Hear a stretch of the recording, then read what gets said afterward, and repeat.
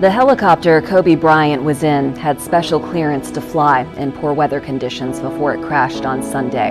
This was revealed in a recorded air traffic control conversation just before the tragedy that killed the 41-year-old basketball legend, his 13-year-old daughter, and 7 others.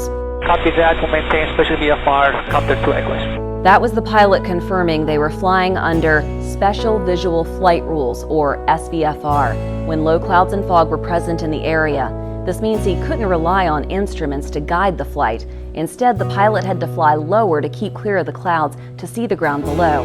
The pilot had reportedly asked for flight following, where air controllers are in regular contact with the aircraft. 2 Echo X-ray, you're still too low level for flight following at this time. That was air control alerting the pilot they were flying too low to be seen on air traffic control radar just before the chopper crashed north of Los Angeles. Experts say it appears that weather conditions quickly deteriorated during the flight. An NTSB team flew to California Monday to investigate the cause of the crash.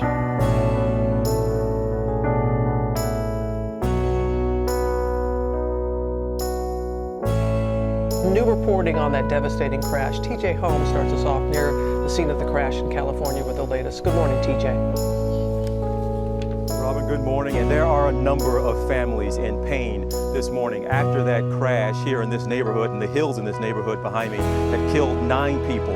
But in particular, the loss of Kobe Bryant is hitting the LA community, the NBA community, the sports world, and in fact, people all over the world really hard. People are in disbelief that this global and cultural icon could be gone. Shock and heartache around the world at the news. Kobe Bryant, dead at 41 years old, killed Sunday when the helicopter he was in crashed in the hills of Calabasas, California. Also on board, his 13-year-old daughter, Gianna, and 7 others, on their way to Kobe's Mamba Sports Academy in Newbury Park for Gianna's basketball game. Kobe was expected to coach. This photo was taken at the gym filled with kids who've been awaiting Kobe's arrival. They kneeled on the court upon hearing the news. Kobe's helicopter took off from Orange County just after 9 a.m. for what was expected to be a short trip. But at 9:45 a.m., tragedy. The helicopter crashed into the foggy hills. Visibility 2.5 miles with haze, ceiling 1,100 overcast, temperature 122.8. Before the crash, the LAPD grounded all police helicopters, saying weather conditions did not meet the standard for flight. Though it's unclear if weather played any role in the crash. We are learning this morning there was an unusual rapid loss of altitude and increase in airspeed seconds before the crash. The NTSB and the FBI are both at the crash site investigating. Kobe often used helicopters to get around LA.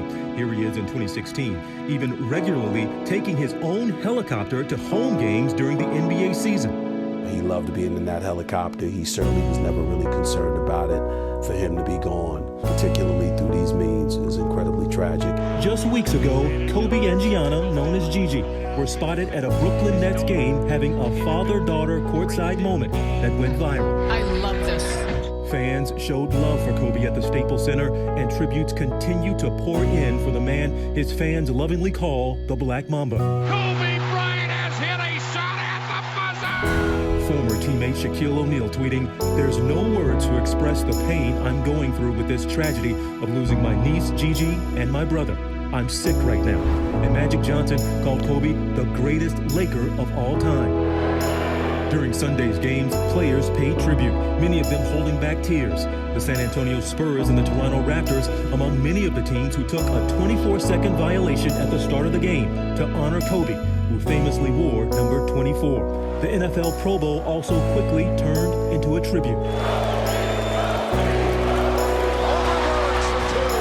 One of the greatest to ever take the court, the proud father of 4 daughters transcended sports, telling me he wanted a legacy beyond basketball. That's been what we do. That's not who we are.